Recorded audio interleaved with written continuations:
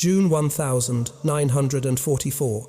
A sleepy French village wakes to the thunder of tanks. German scouts peer through binoculars from their concealed position in the hedgerows, counting silhouettes through the morning mist.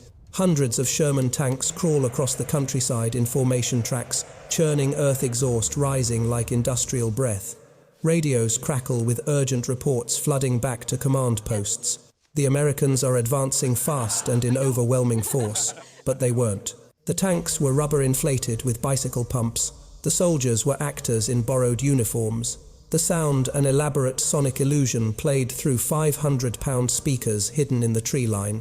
For months, an invisible army had haunted Nazi intelligence networks, a phantom force that moved entire divisions without firing a single shot.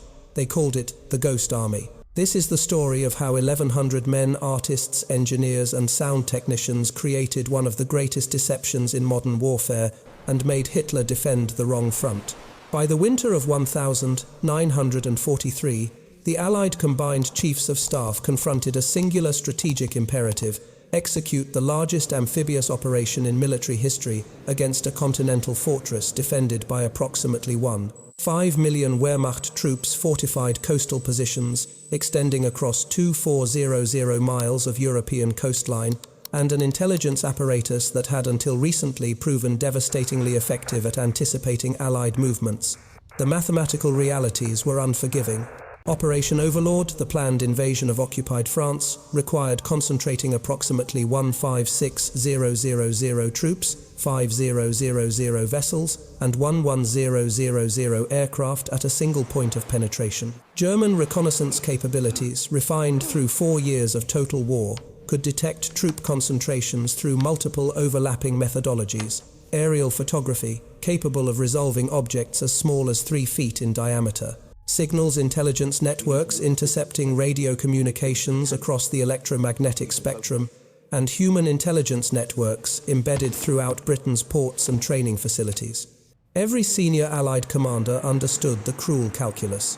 Intelligence estimates suggested that without strategic deception, German reinforcements could reach the Normandy beachhead within 48 to 72 hours of the initial landing, sufficient time to transform a tenuous foothold into a catastrophic encirclement. Historical precedent offered sobering instruction. The 1,942 Dieppe raid, executed without comprehensive deception operations, resulted in 68% casualties among the attacking force within 9 hours of landing. The solution emerged from Britain's double-cross system, a counterintelligence apparatus that had since 1940 systematically identified, captured and turned every German agent operating on British soil. By late 1943, British security coordination controlled approximately 120 double agents, feeding carefully calibrated disinformation directly into German intelligence networks. But physical deception, the creation of tangible, photographable, electronically detectable military installations, required capabilities beyond conventional intelligence, tradecraft. The conceptual framework coalesced during a series of classified conferences between British deception specialists from the London Controlling Section and American military planners throughout the winter of 1943–44. The operational doctrine they developed represented a paradigm shift in military thinking, rather than concealing troop movements. They would manufacture fictional armies so convincing that German high command would commit strategic reserves to defend against phantom threats. The technical requirements were unprecedented. The deception apparatus would need to generate false signals across multiple detection methodologies simultaneously. Visual signatures detectable by aerial reconnaissance, electromagnetic emissions consistent with divisional scale radio, traffic sonic profiles matching mechanized formations, and even physical evidence, tire tracks, supply depots, personnel movements that could withstand ground-level scrutiny by German agents. In January 1944, the United States Army activated the 23rd Headquarters Special Troops. Personnel requisitions specified an unusual profile: candidates with backgrounds in commercial art, theatrical set design, audio engineering and advertising, professional illusionists who understood the grammar of deception. The unit's operational mandate was elegantly simple and profoundly complex: create battlefield illusions, convincing enough to redirect German strategic planning, using nothing but inflatable equipment, recorded sound and radio. Deception.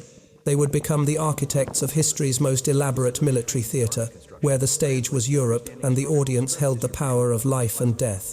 The conceptual architecture of military deception as a systematized discipline emerged not from American innovation, but from British operational necessity. By November 1943, Britain's London Controlling Section, operating under the Joint Planning Staff, had refined deception methodology through 3 years of operational iteration across North Africa, the Mediterranean, and the English Channel. The section's analytical framework rested on a foundational principle derived from counterintelligence theory. An adversary's decision-making apparatus becomes exploitable when fed information that confirms existing cognitive biases, while simultaneously generating false operational certainties. Colonel Billy Harris assigned as liaison between U.S. Army intelligence and British deception specialists spent 14 weeks embedded within the London Controlling Section's operational planning cells. His after-action reports, declassified in 1996, documented the technical infrastructure underlying Britain's deception successes with remarkable granularity. Operation Fortitude, the strategic deception plan supporting Overlord, required coordinating inputs across 23 separate organizational entities, managing approximately 140 double agents, and synchronizing physical, electronic, and human intelligence deception streams to maintain narrative coherence across German intelligence collection methodologies. The technical challenge facing American planners involved reverse engineering an adversary's intelligence collection process. German aerial reconnaissance operated on predictable flight patterns, weather permitting. Luftwaffe reconnaissance aircraft photographed key British ports and military installations every 72 to 96 hours. Photographic interpretation cells at Oberkommando der Wehrmacht analyzed these images using stereoscopic comparison techniques, measuring shadows to determine object height, counting vehicle track patterns in mud or snow, and cataloging changes in infrastructure placement between successive overflights. Any deception operation targeting photographic intelligence required maintaining visual consistency across multiple observation cycles, accounting for seasonal vegetation changes, weather-dependent shadow angles, and the degradational patterns of legitimate military installations. Major Ralph Ingersoll, formerly an editor at Time Incorporated and The New Yorker, brought expertise in visual narrative construction and audience psychology. His contribution to deception doctrine centered on what he termed narrative plausibility chains, the recognition that effective deception required not merely creating false evidence, but constructing internally consistent fictional scenarios that aligned with an adversary's existing intelligence picture and operational expectations. A Phantom Army division couldn't simply materialize in reconnaissance photographs. Its appearance required supporting infrastructure supply depots, scaled appropriately to unit size, communications facilities consistent with divisional command requirements, vehicle maintenance areas showing usage patterns, and troop concentrations displaying realistic density distributions. The operational framework they developed divided tactical deception into 4 integrated methodologies, each targeting specific German intelligence collection capabilities. Visual deception employed physical simulacra, inflatable tanks, aircraft and artillery pieces manufactured from rubberized canvas with internal pneumatic structures, maintaining dimensional accuracy sufficient to defeat photographic analysis. At reconnaissance altitudes of 2,000 to 3,000 feet. Sonic deception utilized recorded battlefield sounds, engine, noise track, clanking equipment. Movement played through directional speaker arrays, capable of projecting audio signatures across distances exceeding 15 miles, exploiting German reliance on acoustic ranging for artillery positioning and unit identification. Radio deception, termed special means in operational planning documents, represented the most technically sophisticated element. German signals intelligence possessed direction-finding capabilities accurate to within 2 degrees, enabling triangulation of radio transmitters to within 500-meter accuracy at ranges exceeding 200 kilometers. Effective radio deception required not merely broadcasting false traffic, but replicating the electromagnetic signature of divisional-scale communications, maintaining appropriate message volumes, preserving realistic transmission, schedules, including circadian patterns, employing correct cryptographic protocols, and generating authentication procedures consistent with legitimate unit operations. The fourth methodology, administrative deception, addressed ground-level intelligence collection through systematic attention to physical evidence. German intelligence networks in Britain, though largely controlled through the double-cross system, required feeding with corroborative details, official appearing unit insignia, visible on vehicles, coordinated civilian contractor, activities suggesting military construction projects, controlled information leakage through monitored postal communications, and even deliberately placed newspaper stories mentioning troop movements or unit assignments. In February 1944, the War Department authorized activation of what would officially be designated the 23rd Headquarters Special Troops, assigning it a personnel ceiling of 1,100 officers and enlisted men.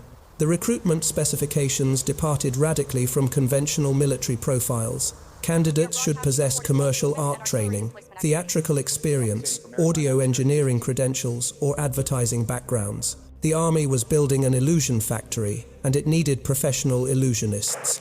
Personnel acquisition for the 23rd Headquarters Special Troops, initiated through targeted recruitment protocols across 17 major metropolitan areas, focusing on institutions where visual literacy and technical fabrication expertise intersected with draft-eligible demographics. The recruitment methodology, coordinated through Army classification centers, employed aptitude screening instruments designed to identify candidates possessing spatial reasoning capabilities, color discrimination, acuity, and manual dexterity. Metrics consistent with professional artistic practice. The statistical profile of accepted candidates revealed demographic patterns unprecedented in conventional military formations. Approximately 37% held formal credentials from accredited art institutions. Cooper Union Pratt Institute, Pennsylvania Academy of Fine Arts, Art Students League of New York.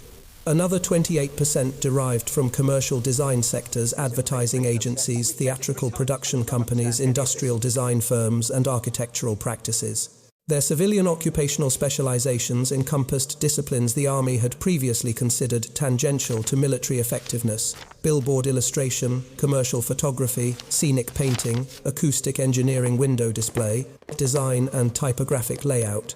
Among the 1,100 men ultimately assigned to the unit, several would achieve post-war recognition in domains far removed from military service. Private Bill Blass, inducted from New York's Fashion District, brought expertise in textile behavior and visual proportion that proved invaluable in camouflage applications, understanding how fabric drapes, how shadows fall across three-dimensional surfaces, and how color values shift under varying atmospheric conditions. His civilian training in garment construction translated directly to inflatable tank assembly, where maintaining dimensional accuracy required understanding structural stress distribution across flexible membranes.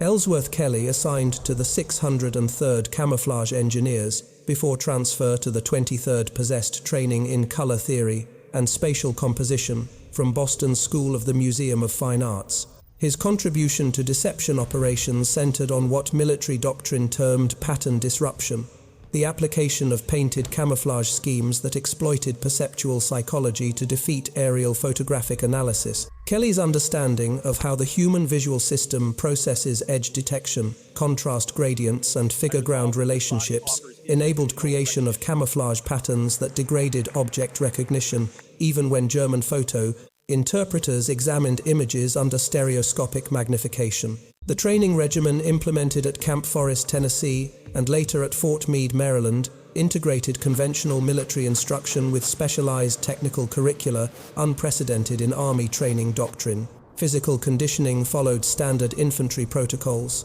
but technical training modules addressed disciplines absent from existing field manuals: pneumatic inflation systems, maintenance, acoustic propagation, physics, radio transmission, security procedures, and rapid terrain camouflage installation techniques. Inflatable equipment operation required mastery of technical specifications that balanced deceptive effectiveness against operational constraints. A standard M4 Sherman tank replica, manufactured from rubberized canvas, with internal support structures, required approximately 90 minutes for four-man crew assembly using portable air compressors, generating 145 pounds per square inches. Output: the completed simulacrum weighed 85 pounds, transportable by 2 soldiers, compared to a genuine Sherman's 66800-pound combat weight. Visual fidelity extended to dimensional accuracy within 2% tolerance, surface texturing, replicating welded armor plate, and carefully positioned shadows cast by fabricated track assemblies and turret details. But technical proficiency represented only partial preparation. The operational reality these men would confront involved sustained psychological pressure unique to deception operations. Unlike conventional combat units where survival depended on maintaining defensive positions or executing offensive maneuvers, Ghost Army personnel operated in deliberate proximity to enemy forces, relying on the enemy's acceptance of their illusion as protective mechanism. A single error, an improperly positioned inflatable casting, unrealistic shadows, a recorded sound loop containing identifiable repetition patterns, a radio transmission employing incorrect authentication protocols, could expose not merely individual deception operations, but compromise strategic-level planning predicated on German acceptance of phantom force dispositions. The nickname emerged organically during training cycles, whispered initially as dark humor among men. Acutely aware of their mission's paradoxical nature, they would occupy front-line positions while carrying no offensive weaponry, simulate divisional strength while numbering barely a battalion, and measure operational success not through enemy casualties inflicted, but through enemy resources misdirected. They were becoming ghosts visible to the enemy, but insubstantial present in German intelligence estimates, but absent from actual battle space, an army that existed primarily as cognitive artifact within adversary decision-making processes. The acoustic dimension of battlefield deception represented perhaps the most technically sophisticated element of the Ghost Army's operational portfolio, requiring integration of emerging audio recording technologies with fundamental principles of psychoacoustics and signal propagation physics. The challenge confronting sonic deception engineers involved not merely reproducing battlefield sounds, but replicating the complete acoustic signature of mechanized formations across variable terrain conditions, atmospheric densities, and enemy listening post capabilities. The technical infrastructure for sonic deception originated with the 3132nd Signal Service Company Special, activated in January 1944 specifically to develop and operate audio deception systems. The unit's core technological asset consisted of customized sound reproduction equipment manufactured by Bell Laboratories and RCA Victor companies, possessing extensive expertise in acoustic engineering from civilian applications in motion picture sound systems and radio broadcasting infrastructure. Each mobile sound unit comprised a 500-pound directional speaker array powered by twin 1500-watt amplifiers, capable of generating sound pressure levels exceeding 130 decibels at source, sufficient acoustic and energy to project intelligible audio signatures across distances reaching 15 miles under optimal atmospheric conditions. The recording methodology employed state-of-the-art magnetophone technology, recently reverse-engineered from captured German magnetophone recorders, utilizing ferric oxide-coated tape rather than the steel wire, employed in contemporary Allied recording systems. This technical advancement provided frequency response characteristics spanning 50 Hz to 12 Hz, adequate bandwidth to capture both the deep harmonic content of diesel engines and the higher frequency transients of metal-on-metal mechanical noise, essential for realistic tank track signatures. Recording sessions conducted at Camp Pine, New York, documented complete acoustic profiles of mechanized formations, M4 Sherman tanks executing column movements, M3 half-tracks negotiating various terrain types, 155mm artillery pieces during displacement operations, and bridging equipment deployment sequences. The acoustic engineering team developed a comprehensive sound library organized by tactical scenario, each recording meticulously indexed by vehicle type, movement, pattern, terrain condition, and operational context. A typical armored column in road march recording captured not merely engine noise, but the complete acoustic ecosystem transmission gear changes, varying with topography suspension systems, articulating over uneven surfaces track tension, variations between laden and unladen vehicles, commander voice communications, and even the distinctive acoustic signature of specific vehicle mechanical characteristics, the particular valve train noise of a Continental R975 radial engine, the hydraulic system cycling sounds of turret traversal mechanisms. Operational deployment required sophisticated real-time audio mixing capabilities. German acoustic ranging specialists possessed extensive training in unit identification through sound signature analysis, maintaining detailed acoustic reference libraries, enabling differentiation between American, British, and German mechanized formations based on engine characteristics, track design acoustics, and operational movement patterns. Effective sonic deception demanded dynamic audio manipulation varying playback speed to simulate acceleration or deceleration, layering multiple recordings to represent column depth, introducing appropriate gaps, suggesting tactical spacing between elements and modulating volume to replicate distance effects and terrain masking. The physics of acoustic propagation introduced variables requiring continuous operational adjustment. Sound wave behavior varies dramatically with atmospheric conditions. Temperature gradients create refraction effects, bending sound waves either toward or away from ground-level observers. Humidity affects high-frequency attenuation. Rates, wind patterns generate Doppler-like frequency shifts and terrain features. Forests, hills, water bodies create complex reflection and absorption patterns. Sonic deception operators maintained meteorological monitoring equipment, adjusting speaker orientation, volume levels, and frequency equalization in response to real-time atmospheric measurements to maintain acoustic realism at target. German listening posts. The psychological effectiveness of sonic deception derived from exploiting German tactical doctrine, emphasizing aggressive reconnaissance and intelligence collection. Wehrmacht defensive protocols required continuous acoustic surveillance, particularly during hours of darkness when visual observation capabilities degraded. German listening posts typically positioned 2000 to 5000 meters forward of defensive lines, employed trained acoustic observers capable of estimating unit size, vehicle types, and movement directions through sound analysis. By presenting acoustically convincing phantom formations, Ghost Army sonic operations compelled German commanders to commit reconnaissance assets, adjust defensive dispositions, and report intelligence assessments that fundamentally misrepresented Allied force concentrations and operational intentions.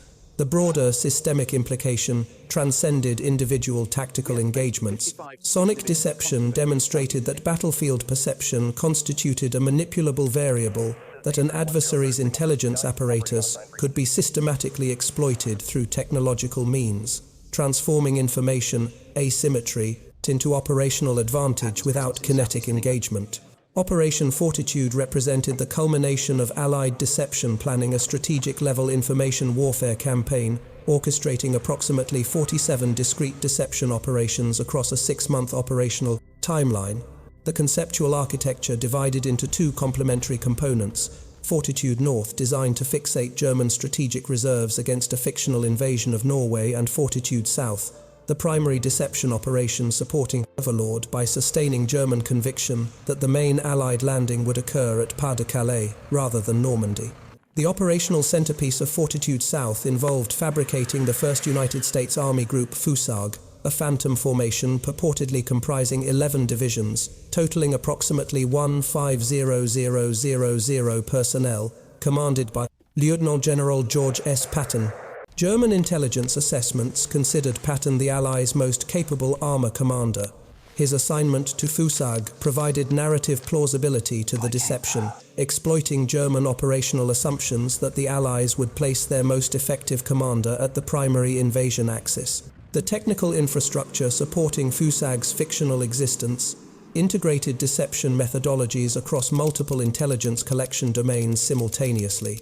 Visual deception concentrated forces in southeastern England, where German aerial reconnaissance maintained surveillance coverage.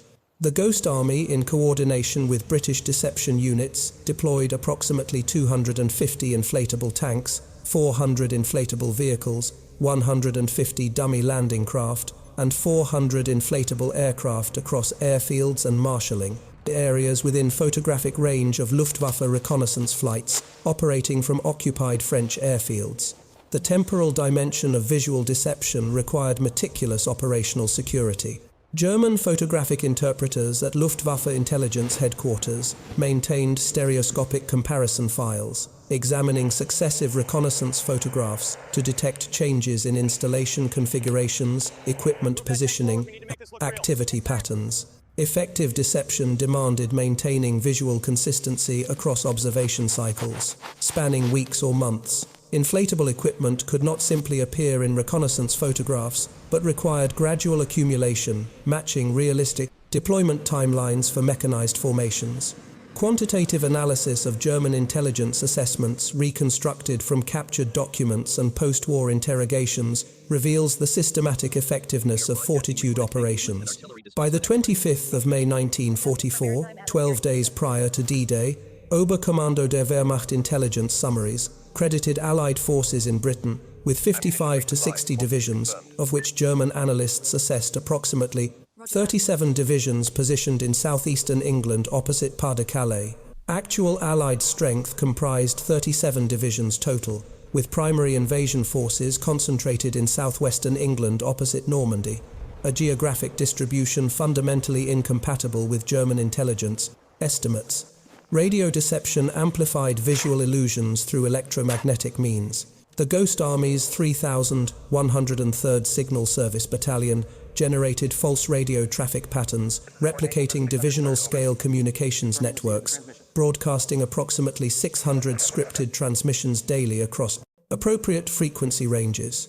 German direction-finding networks triangulated these transmissions to southeastern England, corroborating photographic intelligence, suggesting concentration of mechanized forces. The technical sophistication extended beyond mere transmission volume. Radio operators replicated individual transmission characteristics, the distinctive fist of specific radio operators whose key pressing rhythms, German signals, intelligence used for unit identification and authentication.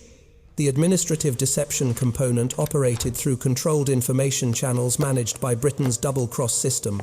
German agents operating under British control, their communications monitored and manipulated by MI5, provided corroborative human intelligence, observed unit insignia corresponding to FUSAG formations, overheard conversations in pubs, mentioning Patton's presence in southeastern England, civilian contractor activities, suggesting military construction projects consistent with invasion staging areas.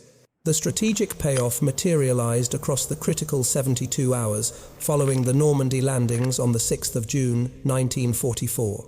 German strategic reserves, specifically the 15th Army comprising 19 divisions, positioned in the Pas-de-Calais region, remained in defensive positions rather than redeploying to Normandy. Wehrmacht operational doctrine emphasized rapid concentration of mobile reserves against Allied penetrations.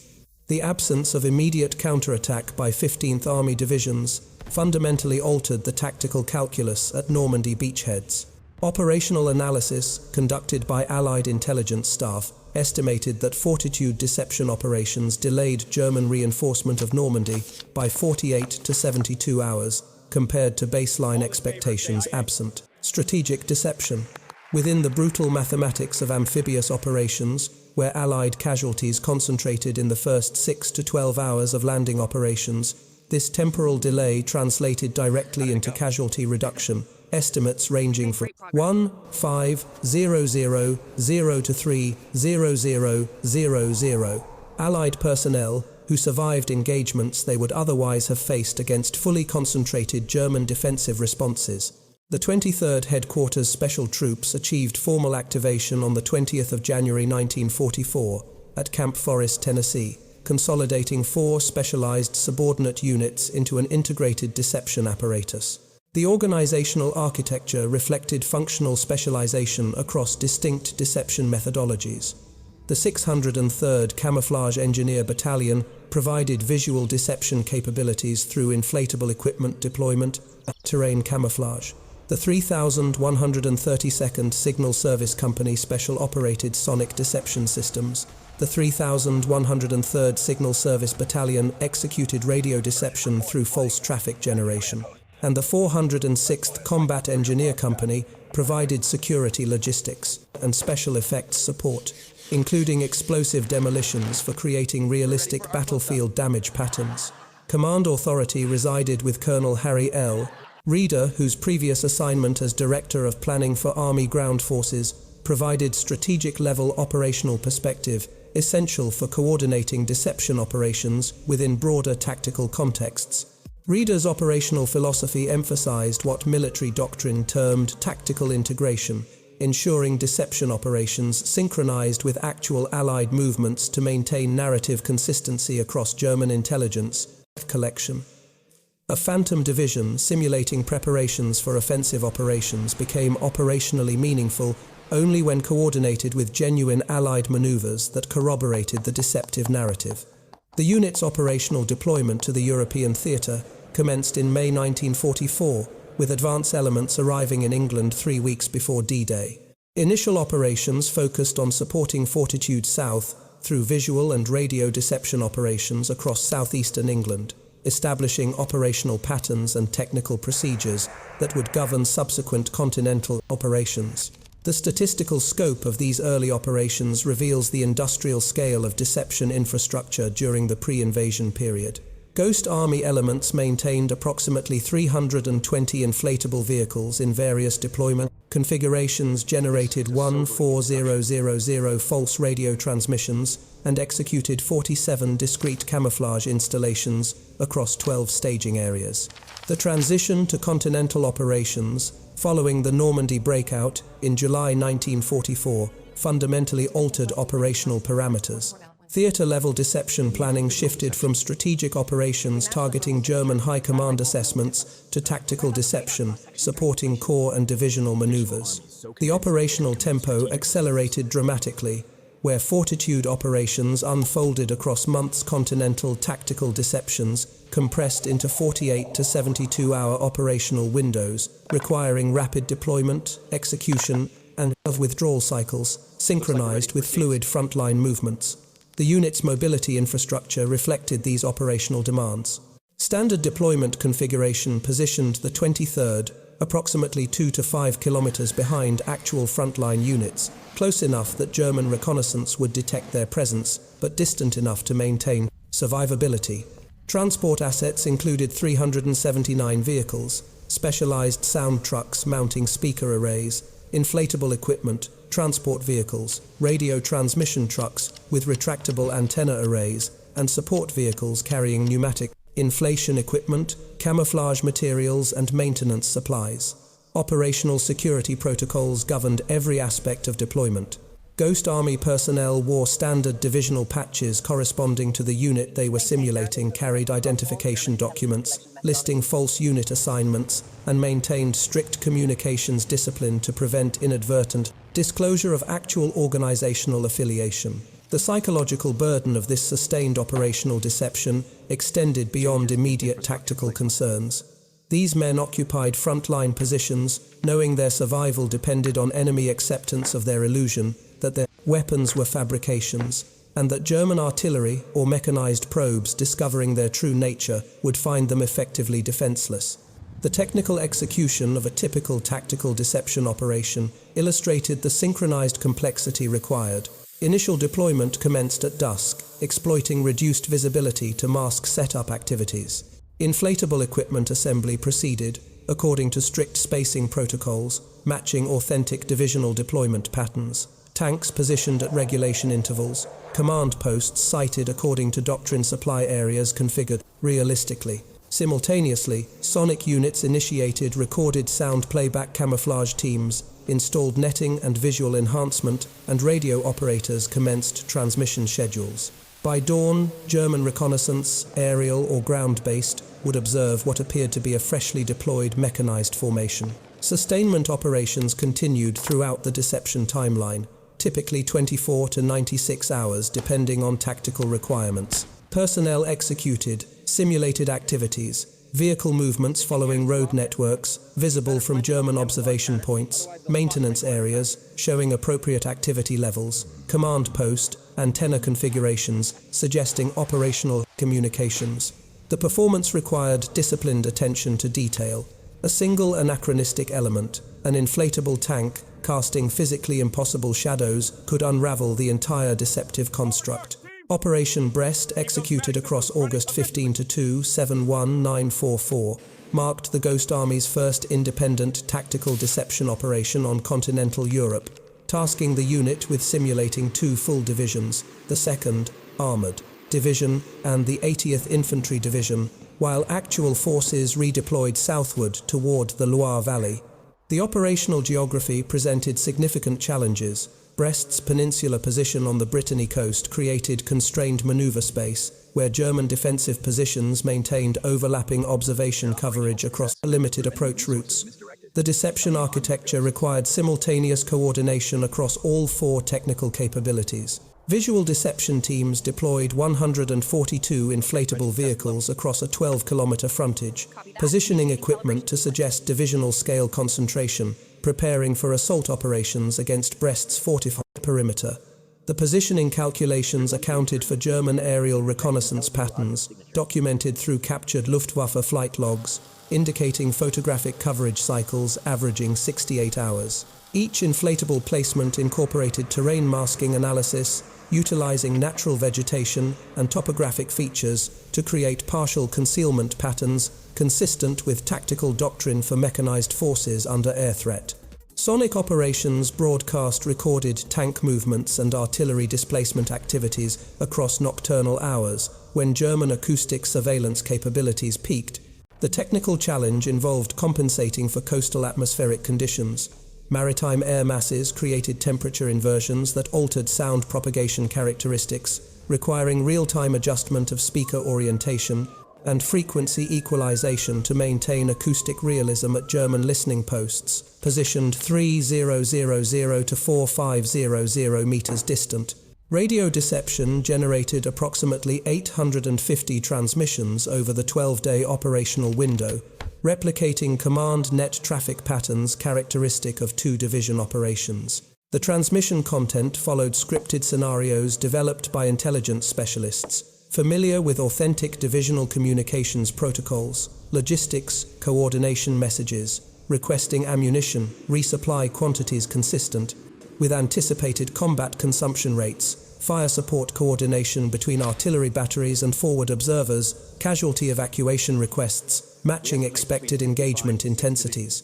German artillery response patterns reconstructed through Allied signals intelligence intercepts revealed the deception's tactical effectiveness. Wehrmacht artillery units adjusted defensive fire plans, pre-registering approximately 240 target coordinates against the Phantom Division positions. Counter-battery radar detected and tracked the false radio transmissions, generating targeting data that directed approximately 1800 artillery rounds toward positions occupied exclusively by inflatable equipment and broadcasting apparatus. The material cost of this misdirected firepower, calculated at 1,944 production values, exceeded $2.8 million in expended ordnance, representing resource diversion from genuine Allied force dispositions. The September operations along the Moselle River introduced increased operational complexity, requiring the Ghost Army to simulate the 6th Armored Division, while actual forces executed flanking maneuvers toward Metz. The hydrological characteristics of the Moselle, a river averaging 80 to 120 meters width, with current velocities reaching 2.3 meters per second during autumn precipitation periods, created natural defensive barriers German forces had fortified extensively.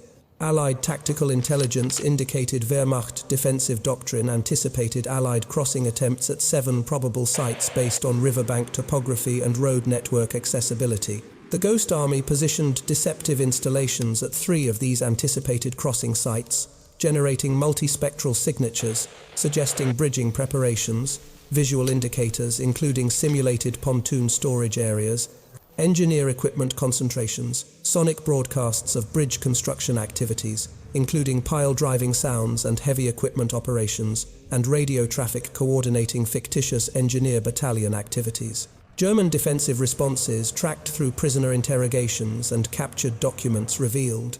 Wehrmacht commanders committed significant reserve forces to defensive positions opposite the Phantom crossing sites. Approximately 200 troops with supporting armor and artillery, while actual Allied crossings at alternate locations encountered reduced defensive densities. The operational calculus demonstrated asymmetric resource efficiency characteristic of deception operations. The Ghost Army's 1100 personnel operating equipment, valued at approximately $850,000, successfully misdirected German forces exceeding 4,000 combat troops, supported by mechanized assets valued at $18 million. The force multiplication ratio approximately 3:1 in personnel terms and 2:1 in asset valuation, illustrated deception's strategic leverage, where modest investments in illusion generation created disproportionate operational returns through adversary resource misallocation. The systemic implication extended beyond individual engagements. Each successful deception operation incrementally degraded German intelligence confidence, introducing epistemic uncertainty into Wehrmacht operational planning. German commanders confronted an increasingly unreliable intelligence picture, where photographic evidence, acoustic surveillance, and signals intelligence, previously reliable indicators of Allied dispositions, could no longer be trusted as definitive operational truth. The classification architecture governing Ghost Army operations extended far beyond conventional operational security protocols, establishing information compartmentalization that would persist for 52 years following the war's conclusion.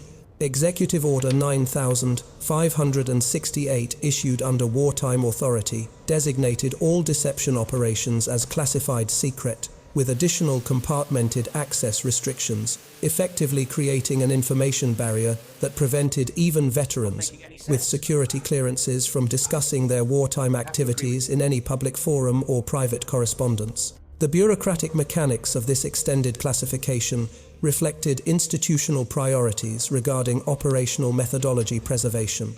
While specific tactical operations became historically irrelevant within months of execution, the technical infrastructure of multi-domain deception, the integration of visual, sonic, electromagnetic, and administrative deception across coordinated operational timelines, retained strategic value throughout the Cold War period. Military planners recognized that disclosure of Ghost Army techniques would compromise future deception capabilities by educating adversary intelligence services on signature detection methodologies and analytical frameworks for identifying false installations. The statistical operational record, finally declassified in 1996, documented 21 major tactical deception operations conducted across 8 months of continental operations from June 1944 through May. The quantitative metrics revealed operational patterns: average operation duration of 4.3 days, average deployment distance of 3.8 kilometers from actual front lines, average equipment deployment of 137 inflatable vehicles per operation, and average sonic broadcast duration of 14.6 hours per operational cycle. Personnel casualty rates proved remarkably low: 8 combat deaths from a unit strength of 1100 across 8 months of frontline proximity, representing a 0.73% casualty rate, compared to conventional infantry units experiencing casualty rates ranging from 18 to 34% during equivalent operational periods. But statistical abstractions inadequately captured the psychological architecture of sustained deceptive operations. Ghost Army personnel operated under cognitive burdens absent from conventional combat roles. The constant awareness that survival depended not on defensive fortifications or offensive firepower, but on enemy acceptance of fabricated reality. The knowledge that discovery would expose them as effectively unarmed personnel in forward positions. And the recognition that operational success remained inherently unverifiable. They could never definitively know whether German commanders believed their illusions or had detected the deception, but chose not to reveal their knowledge. The post-war reintegration period imposed additional psychological costs through enforced silence. Veterans returning to civilian life confronted social contexts where military service carried significant cultural capital, where wartime experiences formed foundational narratives for personal identity construction and community belonging. Ghost Army veterans faced regulatory prohibition against participating in these narrative exchanges. They could not explain where they had served, what operations they had supported, or how their contributions had influenced tactical outcomes. The classification requirements effectively erased their military service from public acknowledgement, while simultaneously preventing formation of veteran support networks through which they might have processed their experiences with others who understood the unique operational stresses of deception warfare. Family relationships absorbed particular strain under these information constraints. Spouses, children, and parents confronted incomplete narratives, veterans who served in Europe across critical operational periods, but could provide no specific details, who possessed military decorations without accompanying explanatory context, who displayed psychological patterns consistent with combat trauma, but could not articulate the experiences generating those responses. The therapeutic frameworks available for addressing post-traumatic stress relied fundamentally on narrative disclosure. Classification requirements foreclosed access to these therapeutic modalities. The archival evidence released through Freedom of Information Act requests between 1996 and 2006 revealed individual trajectories that illustrated these broader patterns. Private Harold Dahl, an inflatable tank operator from the 603rd Camouflage Engineers, maintained a personal journal documenting daily operations, despite explicit orders prohibiting written records.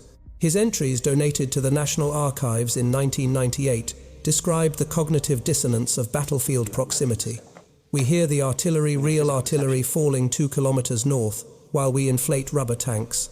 The Germans are shooting at shadows, while real men die just beyond the tree line. We save lives by pretending to risk them, but history will never record our names, because acknowledging our existence would reveal how we operated. The operational legacy of the Ghost Army transcends tactical metrics, revealing fundamental insights about the architecture of warfare in technologically mediated environments. Post-war analytical studies conducted by the U.S. Army's Historical Division attempted quantitative assessment of deception operations' strategic value through comparative casualty modeling, projecting Allied losses under counterfactual scenarios absent systematic deception capabilities. The statistical methodologies employed Monte Carlo simulation techniques running 1,0,0,0,0 iterations across variable parameters, including German reinforcement timelines, defensive concentration densities, and artillery fire. Distribution patterns. The modeling consensus converged on casualty reduction estimates ranging from 1,5,0,0,0 to 3,0,0,0,0 Allied personnel across the European theatre operations, where Ghost Army deceptions demonstrably influenced German tactical dispositions. These figures represented not abstract statistical constructs, but individual human lives, soldiers who survived specific engagements because German artillery fired at inflatable equipment rather than actual positions, mechanized units that advanced against weakened defenses because Wehrmacht reserves defended phantom threats, assault forces that crossed rivers under reduced fire because enemy forces concentrated at deceptive crossing sites. The conceptual implications extended beyond immediate operational outcomes, illuminating the transformation of information itself into a strategic weapon system. Traditional military theory, codified through Clausewitzian frameworks, emphasizing mass firepower and maneuver, confronted a paradigm where perception management achieved operational effects equivalent to kinetic engagement. The Ghost Army demonstrated that adversary decision-making processes constituted exploitable vulnerabilities, that by controlling information flows across multiple collection methodologies simultaneously, relatively modest forces could redirect enemy strategic planning at division and corps scales. The institutional recognition emerged belatedly but meaningfully. On the 21st of March 2022, the United States Congress awarded the Ghost Army the Congressional Gold Medal, the nation's highest civilian honor, recognizing contributions that had remained officially unacknowledged for 78 years. The legislative language accompanying the award articulated historical significance through innovative tactics that emphasized deception and misdirection over direct combat. The Ghost Army fundamentally altered the strategic calculus of warfare, demonstrating that imagination and creativity, when coupled with technical sophistication and operational courage, could achieve military objectives previously attainable only through overwhelming material superiority. The philosophical dimension remains perhaps most profound, the recognition that in total war's most destructive chapter, victory sometimes emerged not from superior destruction, but from superior creation.